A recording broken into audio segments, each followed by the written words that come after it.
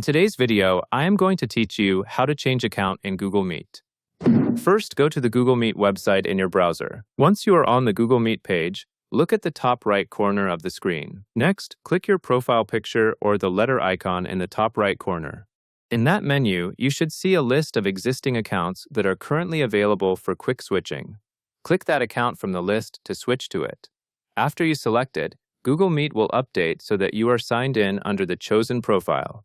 If you see the account you want, switching is fast because you can choose it directly from the options. Now, if the account you need is not listed in the menu, you can add another account. For this, click the option that says Add another account. After you select that, the page will prompt you to enter your sign-in information for the account you want to use. Type the email and password for that account into the fields provided, then continue through the sign-in process. After you successfully sign in, return to the account menu if it is not already showing your newly added account. At that point, your account should appear as a selectable option. Choose it to ensure Google Meet is using the correct profile. To confirm everything is working correctly, glance at the top right area again to see that the account you selected is now active. Then you can proceed with your meeting as usual, and that covers everything you need to know.